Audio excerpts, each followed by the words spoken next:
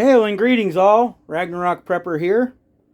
Today we're going to be pressure canning some venison.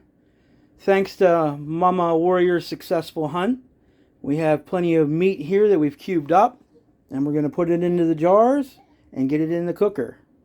So the first thing I'm going to do is start packing the jars, and we're going to try several different recipes actually. I've seen one that uses onion and garlic, one that uses bouillon, and I'm going to experiment using some Creole, maybe some bacon.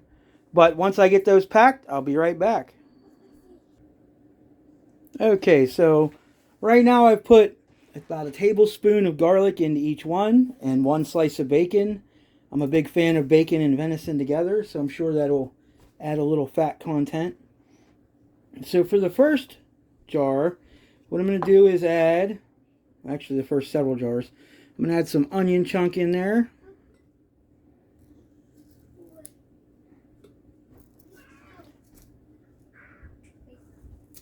Oop. So we'll do 4 with onion, garlic, and bacon. And those ones we'll also be adding a spoon of bouillon into. I read different things about, this will be actually my first time canning venison, but I've read that a lot of people feel that adding the venison with beef bouillon overtakes the flavor of the venison. So if that's the case, I'm really not wanting to go that route. But we're going to try it so I can make my own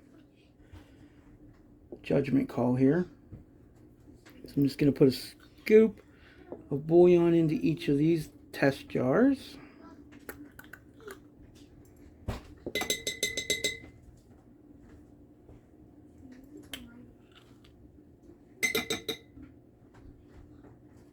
Alright. Now if you were using a dried bouillon, you just simply put 1 cube in the bottom. This is my brother's preferred method with the onion, garlic, and beef bouillon. So then we're just going to take these 4 here and we're going to add our chunks of venison. You want to be cubing them in 1-inch cubes is what is recommended. And we're just going to stuff it up, leaving our headspace at the top.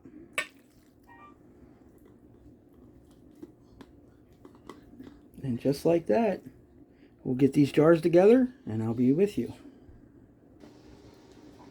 Alright, so I ended up with 13 quarts of meat.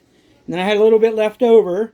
So I'm going to turn this one into a soup base. I just added some onions, some filtered water, and a little bit of bouillon. But with these extra jars, my wife and I decided to try something different here as well. We added Cajun and dry ranch seasoning. So we're going to see how that mixes up. That's one of her favorite wing flavors. And then on top of these, I also added a teaspoon of salt, which is just for flavor.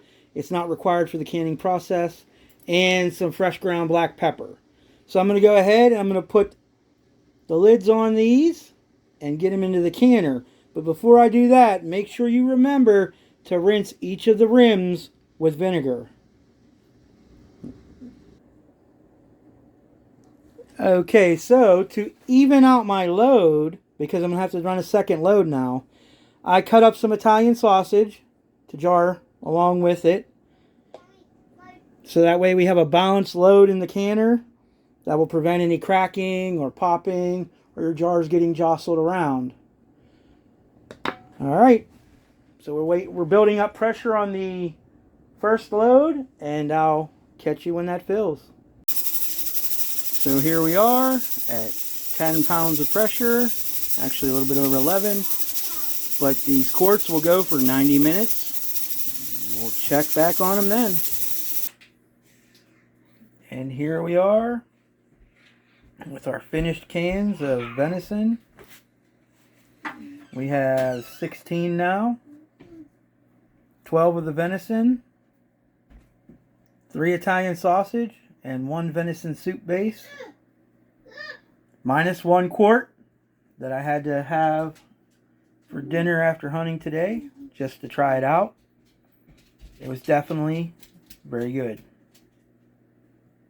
Gonna have to improve on that recipe. I have a good idea.